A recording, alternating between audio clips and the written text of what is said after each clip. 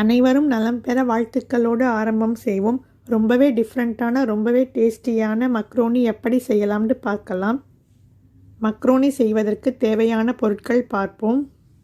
3 cup macaroni எடுத்துருக்கேங்க. மக்ரோனியை இப்போ வேக வச்சு நம்ம எடுத்துக்கலாம். 1 ஸ்பூன் உப்பு, 2 ஸ்பூன் ஆயில் எண்ணெய் சேர்த்து மக்ரோனியை வேக வச்சு வடித்து எடுத்துக்க போகிறோங்க. 1 ஸ்பூன் உப்பு, 2 ஸ்பூன் ஆயில் சேர்த்து 15 நிமிடங்களிலிருந்து 20 நிமிடங்கள் வரை மக்ரோனியை இதே போல் நல்லா வேக வச்சு குழையாமல் வடித்து எடுத்துக்கணுங்க. பெரிய வெங்காயம், பெரிய சைஸ் வெங்காயம் 1 எடுத்துருக்கேங்க. தக்காளி 4 எடுத்துருக்கேங்க. மக்ரோனிக்கு எப்போதுமே தக்காளி அதிகமாக சேர்க்கணுங்க. பச்சை மிளகாய் 3 எடுத்துருக்கேங்க.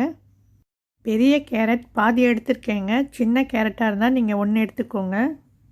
பெரிய வெங்காயம் இதே போல் கட் செஞ்சு எடுத்துக்கோங்க. பச்சை மிளகாய் 3 கட் செஞ்சு வச்சுருக்கேன். கேரட் பொடிசாக இதே போல் கட் செஞ்சு வச்சுக்கோங்க. இஞ்சி பூண்டு பேஸ்ட் 1 டேபிள் ஸ்பூன் எடுத்துருக்கேங்க. இங்கே பழுத்த தக்காளி 4 கட் செஞ்சு வச்சுருக்கேங்க. மக்ரோனிக்கு எப்போதுமே தக்காளி அதிகமாக சேர்த்தா தாங்க டேஸ்ட்டாக இருக்கும். முட்டை 1 எடுத்துருக்கேங்க. எலும்பு இல்லாத கோழி போன்லெஸ் சிக்கன் பொடிசாக கட் செஞ்சது 4 டேபிள் ஸ்பூன் எடுத்துருக்கேங்க. ஜீரகத்தூள், ஜீரா பவுடர் 1 ஸ்பூன், மிளகுத்தூள் பெப்பர் பவுடர் 1 ஸ்பூன், மிளகாய்த்தூள் chilli powder 1 spoon, turmeric powder மஞ்சள் தூள் 1/2 டீஸ்பூன் எடுத்துருக்கேங்க. பேனில் 2 டேபிள் ஸ்பூன் ஆயில் சேர்த்து 2 டேபிள் ஸ்பூன் எண்ணெய் விட்டு கட் செஞ்சு எடுத்து வச்ச வெங்காயத்தை சேர்த்து வதக்கிக்கோங்க.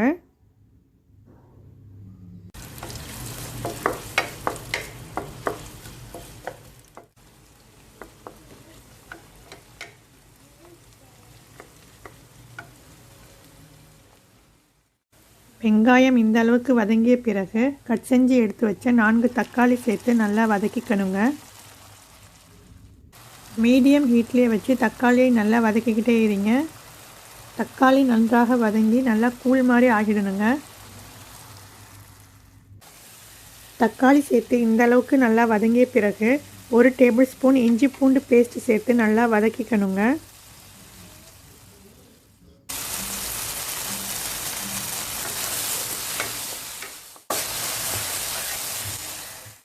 தேவையான அளவு உப்பு சேர்த்துக்கோங்க. பொடிசாக கட் செஞ்ச போன்லெஸ் சிக்கன், எலும்பில்லாத கோழி 4 டேபிள் ஸ்பூன் சேர்த்துக்கிறேங்க. உங்களுக்கு கோழி சேர்க்க விருப்பமில்லை ஆனால் நீங்கள் கோழி சேர்க்க தேவையில்லைங்க. டேஸ்ட்டில் கொஞ்சம் டிஃப்ரெண்ட் இருக்கும், அவ்வளவு தாங்க. சிக்கன் கோழி வேகிறதுக்கு 2 டேபிள் ஸ்பூன் தண்ணீர் சேர்த்துக்கிறேங்க. கோழி சிக்கன் சேர்த்து நல்லா 7 நிமிடங்கள் நல்லா வேகட்டுங்க. 1/2 டீஸ்பூன் கரம் மசாலா சேர்க்குறேங்க. கரம் மசாலா இல்லைன்னா ஸ்கிப் செஞ்சுக்கோங்க. கோழி நல்லா வெந்துடுச்சிங்க. இப்போ பொடிசாக கட் செஞ்சு எடுத்து வச்ச கேரட், பச்சை மிளகாய் சேர்த்து 2 நிமிடங்கள் நல்லா வதக்கிக்கலாம். மிளகாய்த்தூள் சில்லி பவுடர் 1 ஸ்பூன், ஜீரகத்தூள் jeera powder 1 spoon, pepper powder மிளகுத்தூள் 1 ஸ்பூன், மஞ்சள் தூள் டர்மரிக் பவுடர் 1/2 டீஸ்பூன் சேர்த்துக்கலாம்ங்க. மசாலா பொருட்கள் சேர்த்து மசாலா பொருட்களின் பச்சை வாசனை போகும் வரை நன்றாக வதக்கிக்கணுங்க. வதக்கியவற்றை எல்லாவற்றையும் இதே போல் ஒதுக்கி வச்சுட்டு 1 முட்டை எடுத்து உடைத்து ஊற்றி நன்கு கலக்கிக்கலாம்ங்க.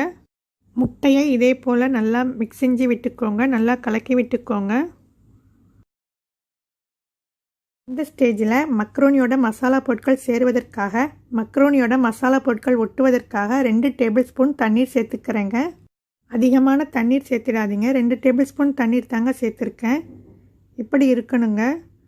மசாலா பொருட்கள் மக்ரோனியோட சேரணுங்க.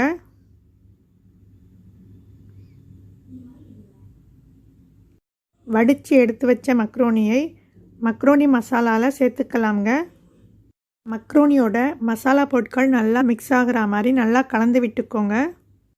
5லிருந்து 6 நிமிடங்கள் நல்லா மிக்ஸ் செஞ்சு விட்டுக்கிட்டே இருங்க. நல்லா கலந்து விட்டுக்கிட்டே இருங்க. மக்ரோனியோட மசாலா பொருட்கள் நல்லா மிக்ஸ் ஆகணுங்க. உங்களுக்கு முட்டையோ கோழியோ சேர்க்க விருப்பமில்லையானால் சேர்க்க தேவையில்லைங்க. முட்டையும் கோழியும் சேர்த்தால் அதிகமான டேஸ்ட் இருக்குங்க. ரொம்பவே டேஸ்டியான மக்ரோனி ரெடி ஆகிடுச்சிங்க. கொத்தமல்லி கீரை தூவி இறக்கிக்கலாம்ங்க. அருமையான டேஸ்ட்டில் வரக்கூடிய இந்த மக்ரோனி நீங்களும் செஞ்சு பார்த்துட்டு எப்படி இருக்குன்னு கமெண்ட்டில் சொல்லுங்கள்.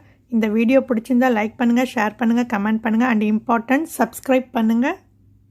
தேங்க்யூ. அனைவரும் நலமுடன் வாழ வாழ்த்துக்களுடன் நிறைவு பெறுவோம்.